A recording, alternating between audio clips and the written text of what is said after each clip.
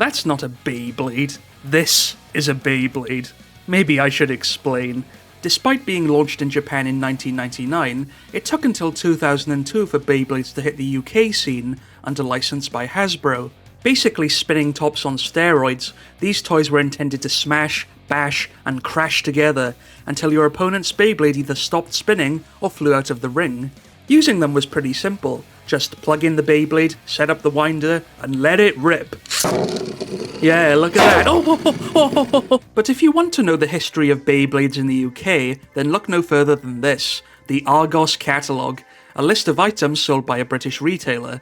Look, there's my video recorder. Guess we know where it came from now. This was basically the Bible for us kids back then, packed full of toys that we would beg our parents to buy for us. Like, look at all these Spider-Man toys, but was it really necessary for him to have a motorbike or a car? That was pretty weird. Remember when Action Man was everywhere? He even had his own toothbrush. And who could forget these toys? Bionicle, Cubics, Medabots? What on earth was that? Anyway, look deep enough into this thing, and there they are, Beyblades. $5.99 for a Beyblade, and $6.99 for the Bay Stadium, where you could fight it out with the toys. There were 25 of them to collect, and I didn't own a single one. Nope, not for me. All I had was these tiny cardboard Beyblades that you could crush with your pinky finger. Sometime in 2003, the crisp company, Walker's, partnered up with Beyblades to promote their respective brands. So in every pack of Quavers, Wotsits, and Monster Munch, you'd get a small cardboard Beyblade hidden away at the bottom. They even made a snazzy ad to go with it. Free in packets of Wotsits! Unleash the fury of the whirlwind with Beyblade spinners! Snap them together, throw them into the ring, and crush your opponent in a head-to-head clash! There can be only one winner! Collect all 24 and battle in your own stadium! Free spinners in selected bags of Wotsits, Quavers, and Monster Munch! And yes, that voice is none other than Jonathan Pierce, the longtime commentator on Robot Wars, so it makes perfect sense why they picked him to narrate this particular advert, since it's all about battling to the death with your Beyblades. But if there was one thing that you could count on for a kid to have in their lunchbox, it was a bag of crisps. So these cardboard Beyblades just started spreading like wildfire at my school. Probably more than the actual Beyblades.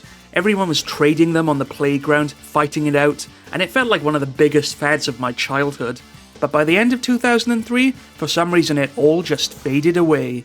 Much like these cardboard Beyblades, the franchise didn't sustain its popularity either, at least not to the extent of other Japanese franchises like Pokemon.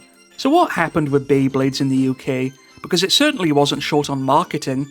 There was a video game, promotions with Burger King, and in June of 2002, Cartoon Network began broadcasting the Beyblade anime, which was produced simply to promote the toys.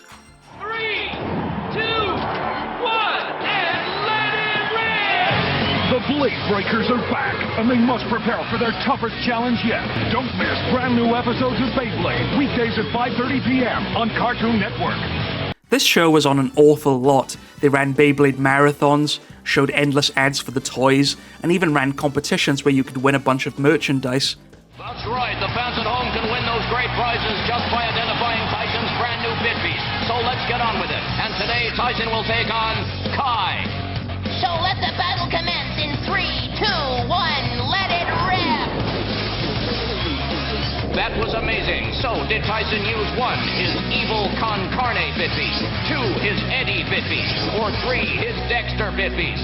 If you think you know the answer, call 09010-700-600 now. Huh, so apparently Ed, Ed and Eddie was connected with Beyblades. In fact, you know what? That should have been the show. It would have made me watch it a lot more. So yeah, while the show was on a lot, I wasn't really that into it. In fact, I remember sleeping through these episodes half of the time waiting for the next cartoon to come on, so I have no idea what the show was about. But you know what? That's what I have VHS tapes for. Yes, in late 2002, Beyblades exploded onto video, with the series split up into separate volumes, and each tape containing just 3 episodes. When you line up the spines, they're supposed to make a picture, but they actually stopped producing these tapes after Volume 4 in 2003. So sadly there's no way of ever finishing it. However, they did eventually release further volumes on DVD. Well, it's been 20 years since the Beyblade craze, so it's time to check out Volume 1 of the show and see how much it hyped up the toys. The Beyblade tapes were distributed by a little-known company called the Contender Group, which was also responsible for distributing other cartoons, like the 2003 version of Teenage Mutant Ninja Turtles. Not much else to say, except their logo is very cosmic.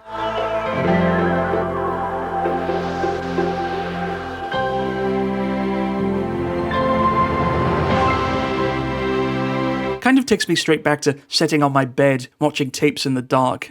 Now it's straight into the show, which has this pumped-up rock theme that really gets you in the mood for busting some Beyblades together.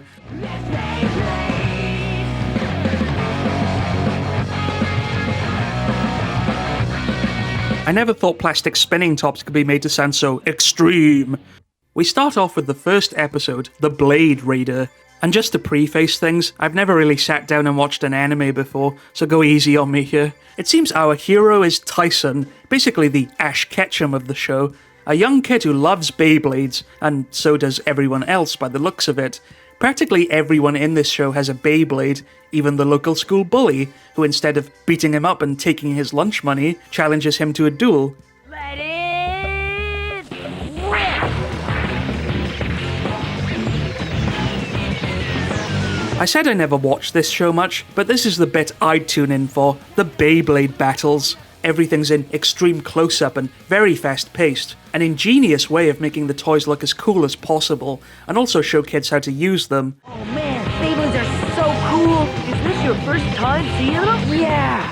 In fact, this is how I discovered Beyblades in the first place. I came into school one day and my friends were fighting with the cardboard ones, so this is pretty much an accurate introduction. Turns out the bully is the least of Tyson's problems though, since his next opponent is this hustler called Carlos, who's been conning everyone out of their Beyblades.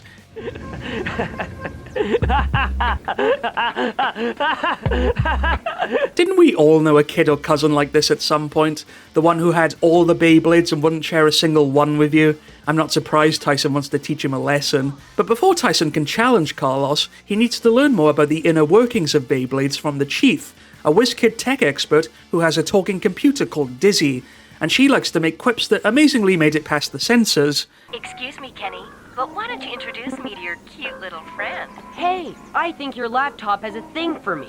Now, on a personal note, when are you and I going to have some alone time? Dizzy dissects a Beyblade for us, again a neat way of showing how the toys could be customized and parts swapped around, so Tyson modifies the ripcord on his Beyblade to make it even faster.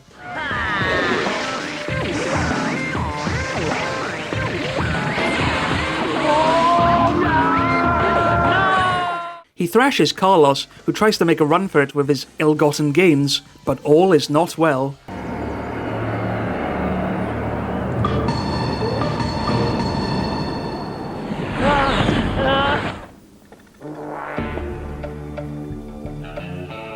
You have proven yourself unworthy, Carlos. This friendly-looking young fellow is Kai, who has hair so sharp you could probably impale yourself on it. He's the leader of a gang called the Blade Sharks, a group of teens who want to get their hands on the ultimate Beyblade. I like Kai, and I'm not saying that just because he threatened to beat me up. Seriously, look at this guy. He stands over young kids just so he can torment them about stealing their toys. He'd snap your neck if you offered him a cardboard Beyblade. This leads us into the second episode, Day of the Dragoon, where Tyson makes the mistake of challenging Kai and ends up with his Beyblade getting absolutely obliterated.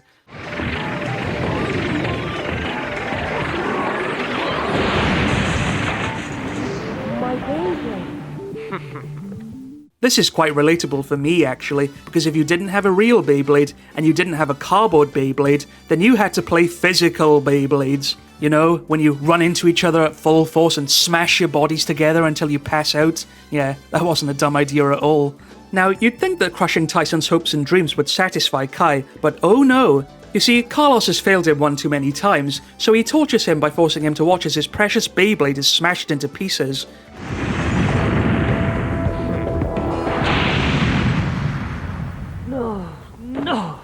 No. You disappoint me, Carlos. Wow, and I thought whipping was bad. Kai learns all about the Chief and his computer, so he decides to kidnap him and sends out his other henchmen to do his dirty work, including a male version of one of the Kenka sisters? I guess there is a connection after all. Meanwhile, Tyson gets a surprise when an ancient family sword springs to life, and a giant dragon spirit enters his body. You know, just like all of us when we bought our first Beyblades. Wait a sec. The Dragoon's power is inside my blade. Turns out this is the spirit of the Blue Dragoon, an ancient bit beast, giving Tyson's Beyblade the added power he needs to take on Kai again. But Kai's own Beyblade is powered by a bit beast as well, leading to a crazy match where the beasts actually come out of the Beyblades to fight each other.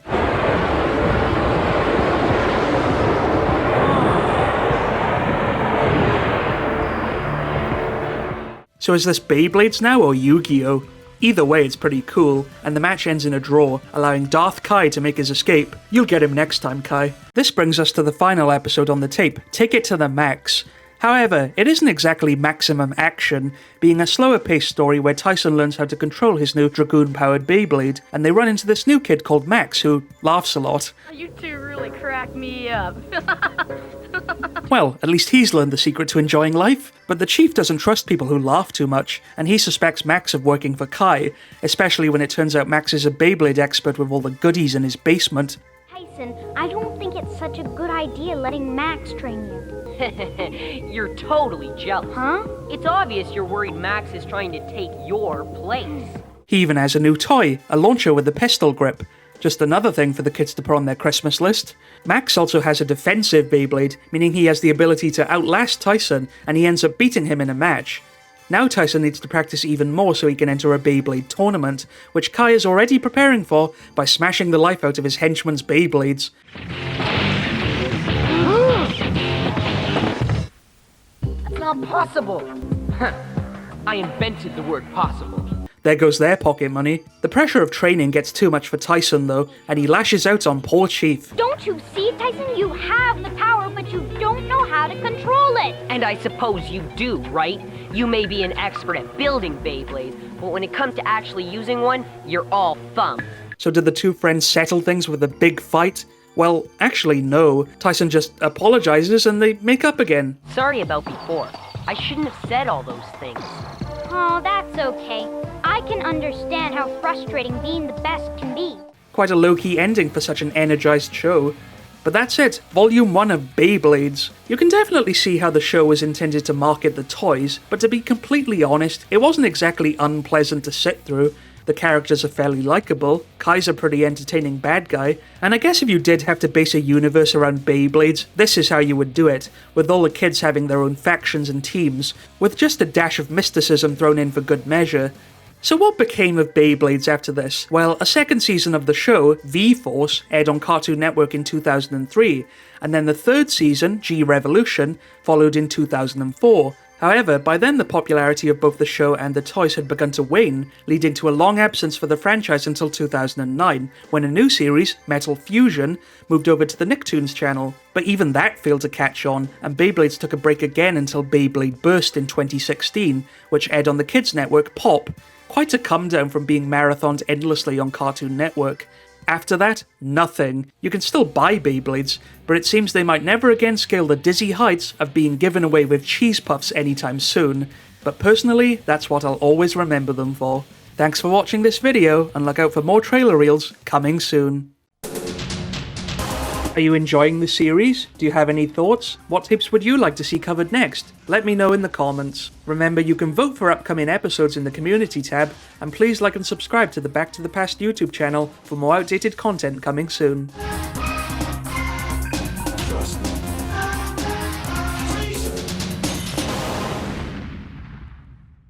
The road to victory must always start with a boring lecture, after which there will be a test.